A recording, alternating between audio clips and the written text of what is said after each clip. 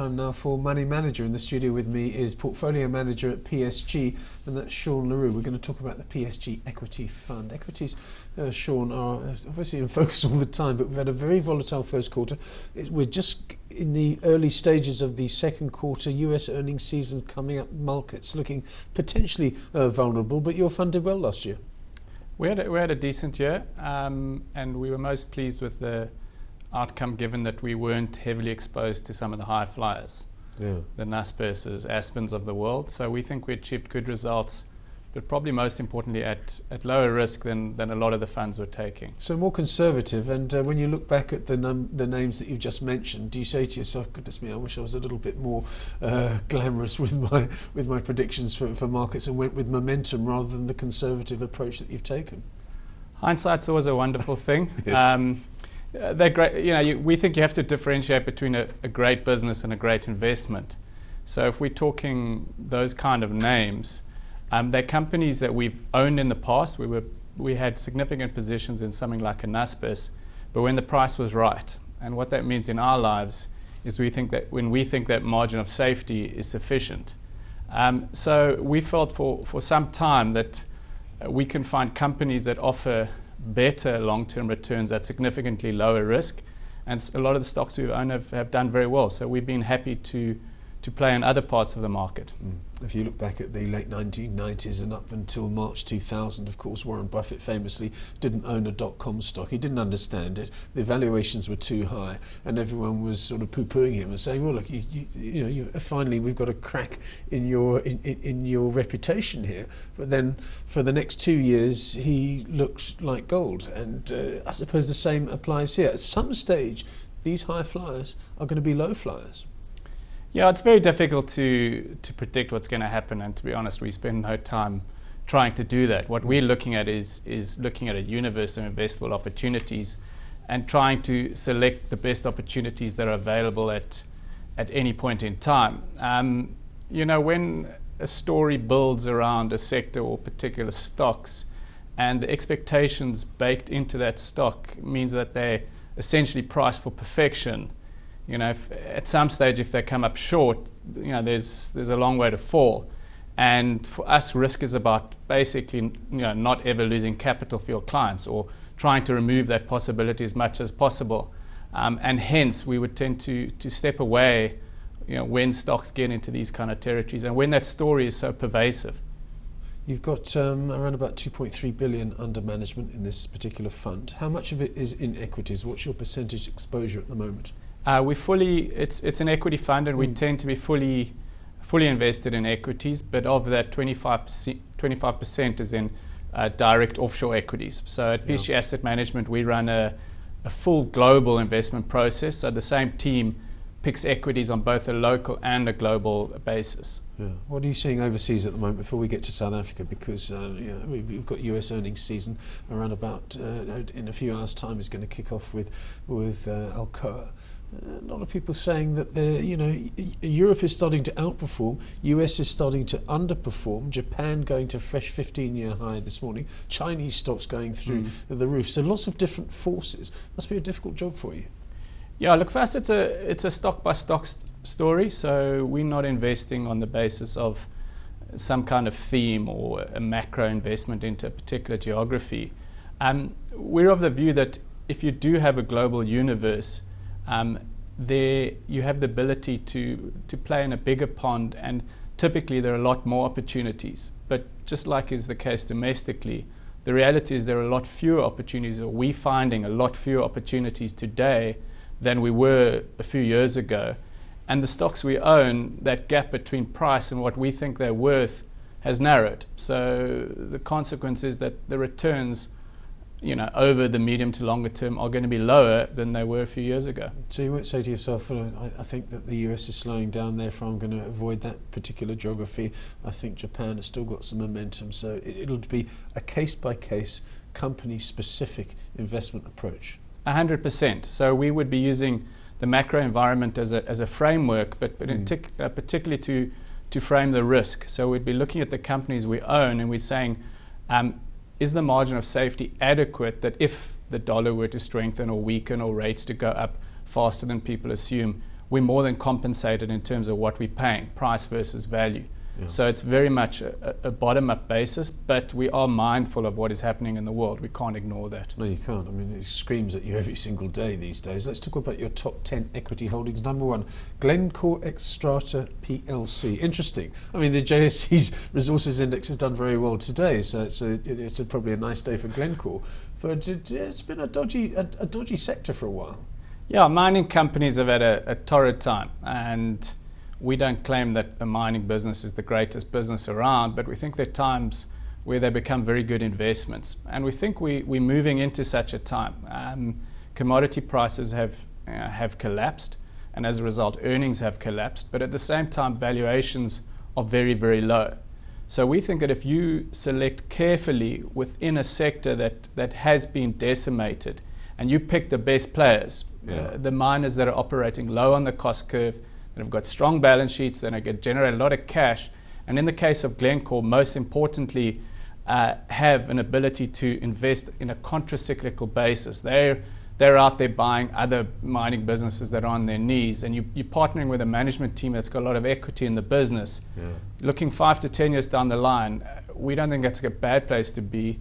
And it's one of the parts of the market where we would still see substantial upside. It's almost as though I think there was a period where very recently that the resources index was getting absolutely hammered. And I said to myself, this is people throwing in the towel now, and this is probably the time to start picking up. It's not going to be a V-shaped recovery, but it's going to make a nice sort of saucer base, and over the next few years go. And as you say, Glencore doing well. I need to go to number 4 now.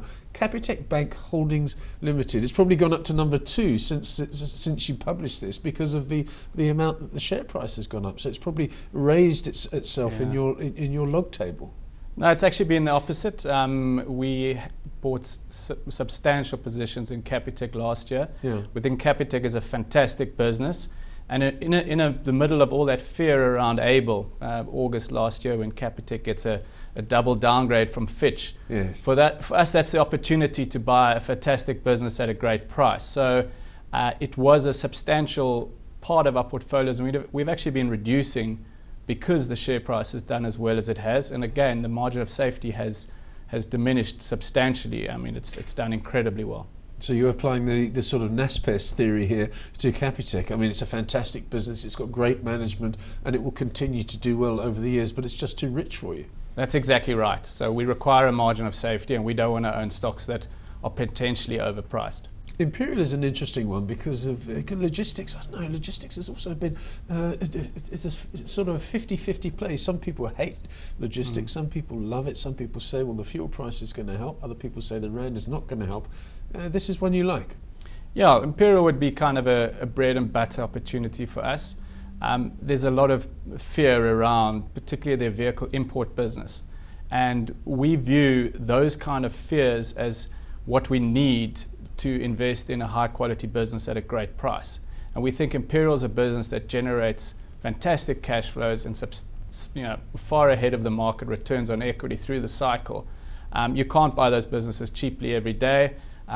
We think this is the kind of environment in which you can, and we think it's a fantastic opportunity. I have to talk about Steinhoff. We've spoken about Capitec. I have to talk about another proudly Cape Townian company, Steinhoff.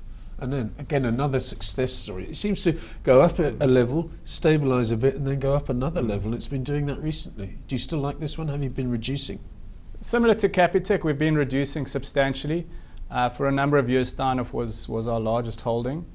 It was a very tough sell 2 years ago. I mean, we got a lot of flack from investors and potential investors. And when it was 15 to 20 rand a share, probably. It was low 20s in May 2 years ago, trading at less than book value and around 7 times earnings. It now trades on 16 times earnings. So the whole sentiment around the stock has changed. And again, Steinhoff's the kind of company we would gravitate towards, where we've done a lot of research that indicates to us this is an above average quality business. We think they've got an exceptional business in Europe, and yet we're getting it at this massive margin of safety. So we're high conviction view of ours. Unfortunately, price relative to value, that gap has closed, so we've reduced our position, but still a company that we think has a very strong long-term opportunity. So in the low 20s becomes 76, 77 rand at the moment. 15.95 is the PE ratio. Is that the first thing you look at when you say, oh, we love Steinhoff, we love the management, we love Mr. Jooste, and but unfortunately it's just too expensive? PE is one thing. Is that the first thing or the second? Again, the first thing we would typically look at is try and look at the quality of the business. We try to find companies that we want to own for long periods of time and then assess how much we're paying. So we capture that in what we refer to as our 3 M's, and 2 of the M's being moat and management speak to the competitive advantage of a business and the quality of the management team. And these fantastic businesses where we think we can tick those 2 boxes, we're happy to pay up a bit. And if we can buy those kind of companies at a substantial discount to what we think they're worth, we tend to swing quite hard. And Steinhoff was exactly a case like that. So the price would be the third consideration, but the first thing we're looking at, and in substantial detail, is trying to assess the quality of the business. Finally, give us you've talked enthusiastically about a share called Imperial, a company called Imperial. Give us one overseas stock that you like at the moment. I noticed Cisco comes in at number 8 here. Yeah, so Cisco we like. Cisco we think is a high quality franchise which is not being reflected in the share price. We think the types of characteristics we'd be looking at as evidence that it's an above average quality business would be free cash flow generation, return on capital, margins, returns to shareholders in the form of dividends and share buybacks, etc., etc. And in Cisco's case, we think we've got all of the above. We've got a virtually unassailable position in the areas in which they play, and they're becoming more and more relevant in those spaces. And yet it trades at a nice discount to what we think it's worth. So we expect it to compound returns for shareholders for many years to come. I'm reading from a fact sheet, and briefly, this is my last question, that was valid until the 31st of December of last year, I think. Have you added anything in the last 3 months, the first quarter of this year? Where we've been adding is companies where the share prices have come down. So we typically see that as a good thing. As value investors, declining share prices are a good thing. There haven't been too many of those on the market, but we've been adding to a position in Anglo Platinum, a position in Glencore, etc., etc. So it would have been in the areas of weakness, and we would have been lightening in the areas of strength. We spoke about Steinhoff, we spoke about Capitec in that context. So it's a nice problem to have to be able to sell into strength. It's a great problem. Sean, thanks so much for your time this evening. That's Sean LaRue, who is a portfolio manager at PSG Asset Management, talking about the PSG Equity Fund.